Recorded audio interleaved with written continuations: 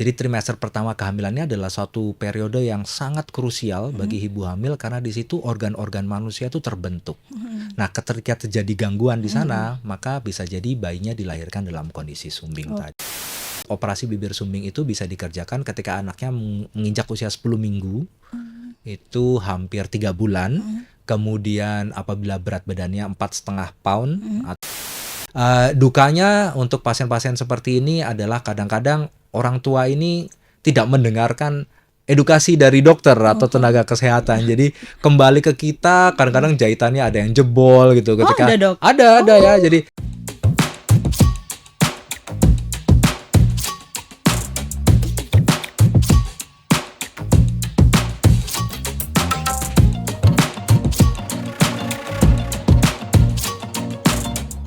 Halo Tribuners, jumpa lagi bersama saya Septiana Eka dalam podcast Malang Live. Pada episode kali ini kita akan membahas tentang operasi bibir sumbing dan langit-langit bersama Dr. Yudi Siswanto, dokter spesialis bedah plastik RSI Unisma Malang. Assalamualaikum warahmatullahi wabarakatuh, dokter. Waalaikumsalam warahmatullahi wabarakatuh, Mbak Eka. Ya, sehat ya dokter ya? Alhamdulillah sehat. Alhamdulillah sehat. Disapa dulu dok Tribuners yang ada di rumah. Halo Tribuners, perkenalkan nama saya Dr. Yudi Siswanto. Saya seorang dokter spesialis bedah plastik, rekonstruksi dan estetik, dan kebetulan saya bekerja di Rumah Sakit Islam Unisma di Dinoyo, Jalan MT Haryono, di mana rumah sakit ini memiliki suatu layanan khusus untuk pasien-pasien bibir sumbing atau langit-langit sumbing yang disebut dengan cleft center atau pusat perawatan sumbing ya, baik bagi anak-anak maupun juga bagi orang dewasa. Oke, bagi anak-anak dan juga orang dewasa ya dok ya. Nah, ini kan kita membahas tema yang menarik ya dok ya, tentang bibir sumbing dan langit-langit. Mungkin sebelumnya bisa dijelaskan terlebih dahulu kepada Tribuners yang ada di rumah, apa sih bibir sumbing dan langit-langit itu? Baik, jadi bibir sumbing dan juga langit-langit sumbing itu, Tribuners sekalian, ini adalah suatu kelainan bawaan yang dimana didapatkan celah, dimana celahnya ini dijumpai di bibir atau di gusi, bahkan juga sampai langit-langit. Jadi kalau bayi yang lahir normal itu kan bibirnya tertutup ya, bibir atasnya. Namun pada pasien-pasien dengan bibir sumbing, bibir atasnya terbuka. Nah, bibir atas yang terbuka ini bisa sampai ke gusi, bisa sampai ke langit-langit. Namun pasien-pasien dengan langit-langit sumbing, ini sumbingnya bisa jadi cuma di langit-langitnya saja. Orang Jawa mungkin bilangnya cetak mungkin ya, bahasa Jawanya. Nah, itu langit-langitnya saja yang terbelah, tapi bibirnya tidak terbelah. Oh gitu. Ini menarik karena seringkali pasien datang ke kami dalam kondisi yang sudah dewasa begitu ya, dengan keluhan suara sengau, kemudian makanannya masuk ke dalam hidung. Tapi sejak kecil tidak pernah dideteksi. Kenapa demikian? Karena dari luar tidak ada keluhan sama sekali. Berarti dari luar nggak nampak dok? Tidak nampak, kecuali pasiennya disuruh membuka mulut. Nah, itu baru kelihatan kalau ternyata di langit-langitnya ada celahnya. Berarti langit-langit sini terbelah gitu dok? Terbelah, tapi bibirnya tidak apa-apa. Oh, nggak apa-apa berarti bibirnya. Itu banyak sekali. Atau bahkan juga ada yang langit-langitnya seakan-akan menutup ya. Tapi ternyata suaranya sengau. Nah, itu ternyata otot-otot yang di langit-langit itu tidak terbentuk dengan sempurna. Jadi ini perlu dilakukan tindakan koreksi juga, dan ini termasuk dalam spektrum langit-langit sumbing. Jadi kalau kita lihat langit-langit kita itu kan warnanya merah muda dan tebal ya. Pada pasien-pasien dengan langit-langit sumbing yang tipe tipis, itu langit-langitnya ada warnanya merah muda tapi tipis sekali, dan biasanya keluhannya suaranya sengau. Oh, berarti terdeteksi lewat suara sengau itu ya dok? Salah ya? satunya terdeteksi Kalau melalui suara langit-langit sengau. itu. Benar sekali. Kalau bibir sumbing tuh letaknya di kanan, kiri, atau tengah, atau gimana dok? Pertanyaan yang bagus. Bibir sumbing ini bisa terletak di kanan, bisa terletak di kiri, atau di dua-duanya. Oh gitu. Jadi kalau yang satu sisi kita sebut unilateral, yang dua sisi kita sebut bilateral. Nah, sumbingnya itu bisa sampai ke hidung, jadi gitu. lubang hidungnya terbelah. Oh iya. Atau kadang-kadang hanya di bibirnya saja, jadi tidak sampai ke lubang hidung. Nah, ini yang disebut dengan bibir sumbing incomplete. Kalau yang komplit dia sampai ke lubang hidung, yang tidak sampai ke lubang hidung kita sebut incomplete. Oke, tapi ada gak sih dok kasusnya yang pernah dokter tangani gitu? Sudah bibir sumbing, terus langit-langit juga gitu. Banyak Oh, banyak. sekali ya. Jadi sebagian besar kita tangani adalah pasien-pasien dengan bibir sumbing mulai dari langit-langit, gusi sampai dengan bibirnya. Tapi ada juga yang hanya bibirnya saja atau ada Oke. juga yang hanya langit-langitnya saja. Oh gitu. Oke. Dan Dok, kapan sih terjadinya bibir sumbing dan langit-langit? Apakah sebelum kehamilan, saat hamil, atau pasca melahirkan gitu? Bibir sumbing dan langit-langit sumbing ini terjadi pada saat kehamilan. Oh, pada saat Kehamilan kelahiran kita ya. kan 9 bulan ya. Ternyata terjadinya itu adalah antara bulan 1, 2, 3. Jadi kita sebut sebagai trimester pertama dari kehamilan. Jadi trimester pertama kehamilannya adalah suatu periode yang sangat krusial bagi ibu hamil karena di situ organ-organ manusia itu terbentuk. Nah, ketika terjadi gangguan di sana, maka bisa jadi bayinya dilahirkan dalam kondisi sumbing tadi. Oke. Dan apa Dok yang harus dilakukan ibu hamil untuk mencegah anaknya itu terlahir sumbing dan langit-langit itu, Dok? Nah, yang bisa dilakukan untuk ibu hamil dan juga keluarganya otomatis ya, karena ini tidak hanya beban dari ibu hamil saja, tapi juga suami, orang tua, dan lingkungan di sekitarnya adalah satu, menerapkan pola hidup sehat. Jadi kalau ibu hamil jangan merokok, jangan minum alkohol gitu ya. Terus yang kedua dicukupi kebutuhan gizinya. Nah, kebutuhan gizi ibu hamil ini terdiri atas asam folat, kemudian zinc, makronutrien, mikronutrien, semuanya tercukupi.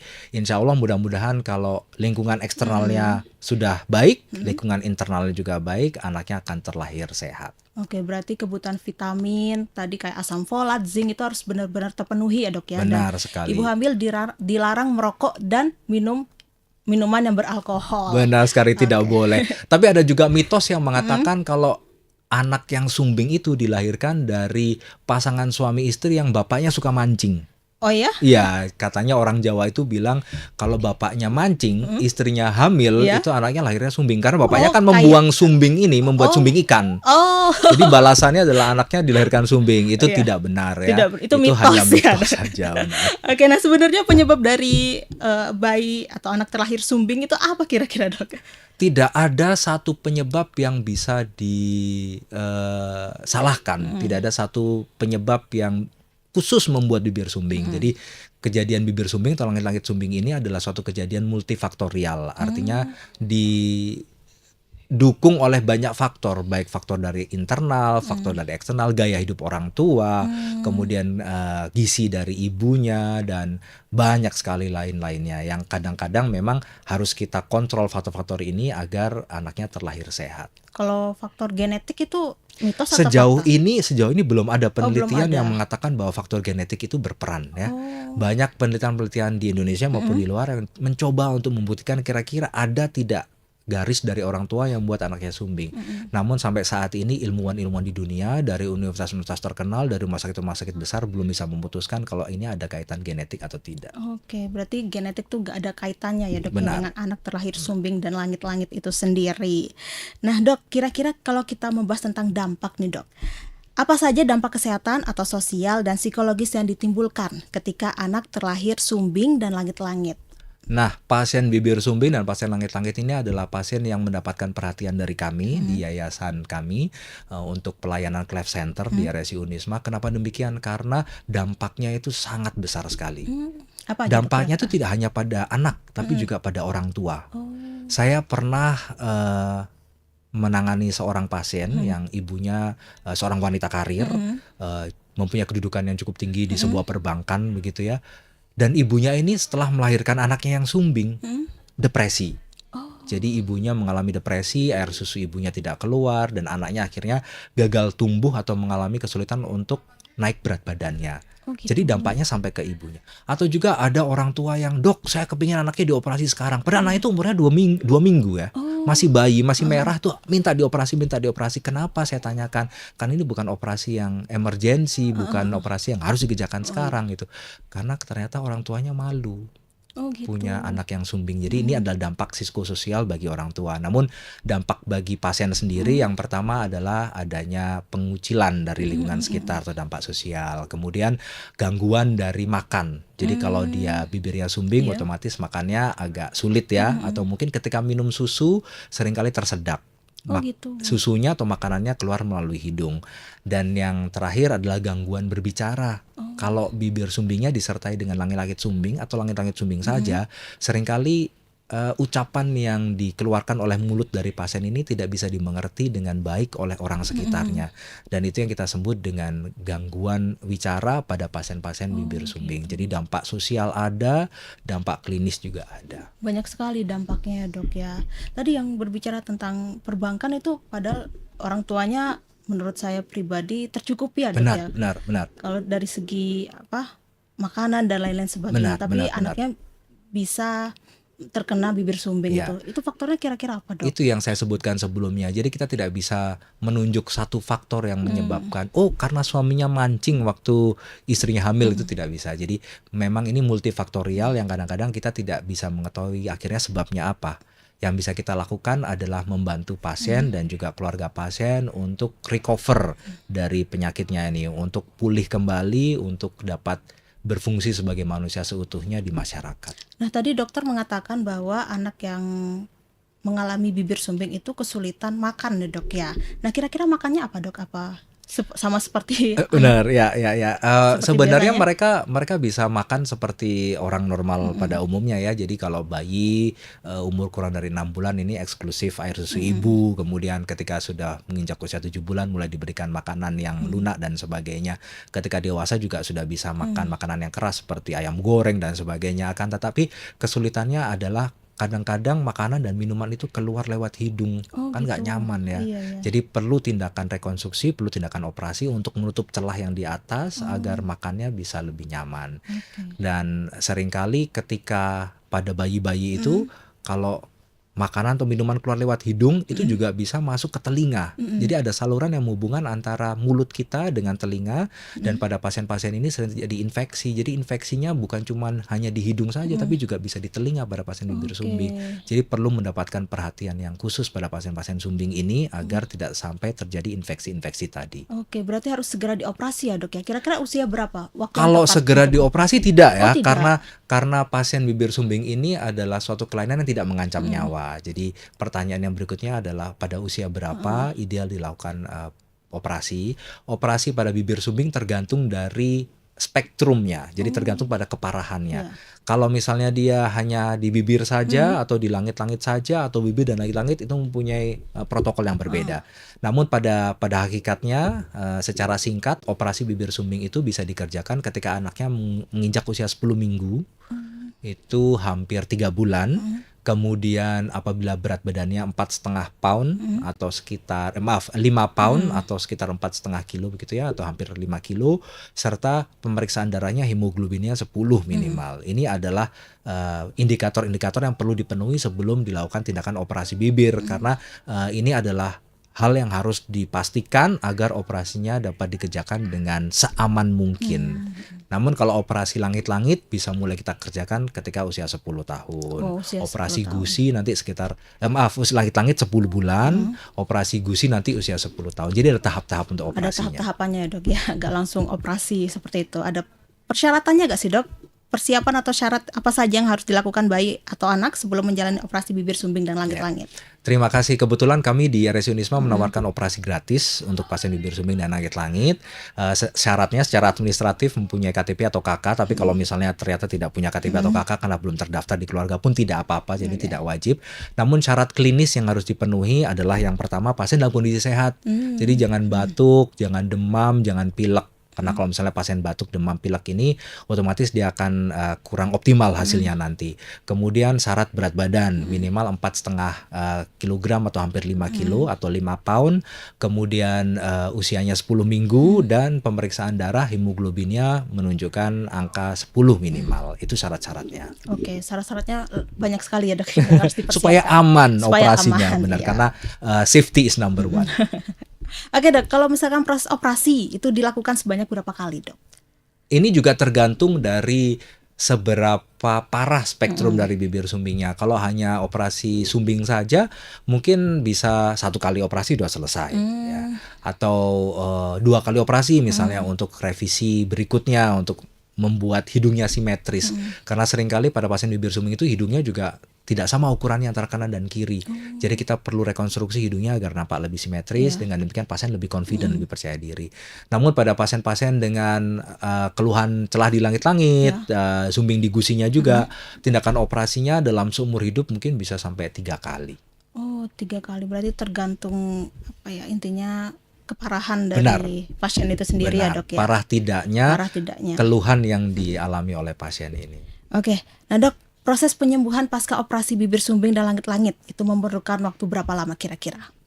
Kalau misalnya ada pasien yang sudah dioperasi bibir, nah nih operasi bibir kita lakukan tindakan operasi pada hari pertama begitu ya. Nanti akan ada tindakan rawat luka dan juga angkat jahitan pada hari ke-7 pasca operasi. Setelah angkat jahitan sudah normal kembali, itu sudah selesai recovery-nya. Sementara untuk pasien operasi langit-langit biasanya recovery-nya selama 3 minggu, 4 minggu, di mana 3 minggu, 4 minggu ini pasien tidak boleh makan yang keras-keras. Ini karena langit-langitnya kan saya jahit tuh. Iya. Nanti kalau misalnya ternyata dia makan marning, jagung yang keras-keras atau ayam goreng yang keras-keras, itu nanti ditakutkan makanan tersebut merusak jahitan. Jadi selama 3-4 minggu disarankan pasien mengkonsumsi makanan atau minuman yang cair-cair saja agar penyembuhan lukanya optimal. Setelah itu boleh kembali normal. Berarti dari segi makanan juga harus diperhatikan ya, Dok ya. Harus diperhatikan untuk hasil operasi yang optimal. Oke. Nah, perawatan, Dok, yang dilakukan bayi atau anak pasca menjalani operasi bibir sumbing dan langit-langit kira-kira apa? Perawatannya bisa dilanjutkan di rumah. Jadi pasien yang operasi bibir sumbing ini tidak harus opname di rumah sakit. Gitu. Jadi biasanya kami lakukan pemeriksaan 1 hari sebelum pasien tindakan operasi, kemudian esoknya kita operasi dan kita observasi atau kita monitor 24 jam pasca tindakan operasi apakah ada keluhan dan sebagainya. Apabila setelah 24 jam tidak ada keluhan, pasien boleh pulang. Dan selanjutnya perawatannya dilanjutkan oleh orang tua di rumah. Misalnya dengan merawat bekas jahitan di rumah. Ini bisa dikerjakan orang tua sendiri karena ini sangat simpel. Atau kalau misalnya operasi langit-langit yang di dalam itu bagaimana kita mengatur pola makannya, semuanya bisa dikerjakan oleh orang tua. Jadi nanti kita akan melakukan edukasi ke orang tua, kita jelaskan, Pak, Bu, nanti dibantu adiknya di rumah untuk merawat luka seperti ini, untuk makan seperti ini. Itu begitu kira-kira ya. ada jadwal kontrolnya nggak sih, Dok? Ada. Oh, ada. Ya, jadi setelah pasien pulang dari rumah sakit, kita berikan jadwal kontrol wajib 1 minggu setelah tindakan. Setelah itu apabila tidak ada keluhan, jadwal kontrolnya mungkin bisa sebulan atau 2 bulan atau 3 bulan kemudian. Setelah itu apabila tidak ada keluhan, tidak perlu kontrol lagi, udah selesai. Iya. Nah, kira-kira ada terapi wicara nggak sih, Dok, setelah menjalani operasi Ya, bibir ini sumbing? penting sekali. Ternyata saya sebagai dokter spesialis bedah plastik ini hasilnya nggak optimal kalau tidak disertai dengan teman-teman terapis wicara. Jadi ada yang namanya profesi terapis wicara bagi pasien sumbing. Kenapa demikian? Karena pasien sumbing ini mempunyai kompleksitas yang berbeda dengan pasien-pasien lainnya. Dan mereka harus dilatih suaranya supaya tidak sengau, melafalkan huruf-huruf yang orang normal bisa melafalkan dengan baik. Kadang-kadang pasien-pasien sumbing ini tidak bisa melafalkan dengan baik sehingga tidak bisa dimengerti. Nah, terapi wicara ini biasanya kita lakukan ketika pasien sudah melakukan operasi langit-langit. Tetapi tidak itu aja, kita juga perlu memberikan pendampingan ke orang tua tentang bagaimana cara ngasih makan. Itu bisa kita berikan mulai dari pasien sebelum operasi bibir pertama kalinya. Dan di RSI Unisma, alhamdulillah di Cleft Center kita juga sudah ada terapis wicara yang akan membantu orang tua dan juga pasien untuk mengoptimalkan hasil operasinya. Oke, berarti ada pendampingnya untuk terapis wicara itu sendiri benar ya, Dok, sekali. ya? Bukan saya, Oh, karena iya. saya bukan ahlinya. Ada yang lebih ahli untuk Iya, terapi Dok. wicara. Oke, nah, selama dokter menjalani operasi pasien bibir sumbing dan langit-langit ya, Dok ya, kira-kira ada tantangan tersendiri gak sih, Dok? Ya. Tantangan banyak, tapi saya akan mau menceritakan tentang suka-sukanya dulu. Oh, ya. suka-sukanya dulu. Yang pertama sukanya itu adalah ada pasien yang berusia 60 tahun itu datang untuk operasi bibir sumbing. Jadi selama 60 tahun beliau ini tinggal di desa, mungkin agak dikucilkan, mungkin disembunyikan oleh keluarganya. Dan setelah operasi bibir sumbing, bibirnya nutup, akhirnya beliau bisa keluar, jadi merasa normal seperti orang-orang lainnya. Jadi ini adalah penghargaan dari pasien yang sangat-sangat tidak bisa dibayarkan. Nah, kalau suka yang lainnya adalah saya senang sekali melihat wajah orang tua itu yang setelah operasi itu kan kita transform 180 derajat ya wajah pasien ini, dan mereka itu berlinang air mata, menangis terharu karena anaknya insya Allah mempunyai masa depan yang cerah ya, karena wajahnya sudah direkonstruksi sedemikian rupa. Dukanya untuk pasien-pasien seperti ini adalah kadang-kadang orang tua ini tidak mendengarkan edukasi dari dokter atau tenaga kesehatan. Jadi kembali ke kita, kadang-kadang jahitannya ada yang jebol gitu. Ketika ada, Dok? ada ya. Jadi saya tanyakan, ini jebolnya mulai kapan? Mulai 2 hari dok, habis makan ayam goreng gitu. Loh kan nggak boleh makan ayam goreng dulu gitu ya. Nah ini tapi sekali 2 kali kadang-kadang ada, tidak banyak ya, dan alhamdulillah bisa kita atasi meskipun kadang-kadang memerlukan operasi lanjutan. Tapi kadang-kadang tanpa operasi lanjutan pun bisa kita atasi. Oke, berarti pasiennya nih nggak hanya anak-anak dan bayi aja ya dok, ya orang dewasa juga tidak bisa. Ada juga kemarin itu yang datang ke saya kelas 3 SMA. Oh, kelas 3 Bibirnya, SMA. wajahnya ganteng. Jadi siap untuk daftar Akpol waktu itu. Oh. Siap untuk daftar Akpol. Kemudian orang tuanya datang, saya lihat keluhannya apa, ngomongnya cadel dok. Sudah sempat ke dokter ahli wicara cadel.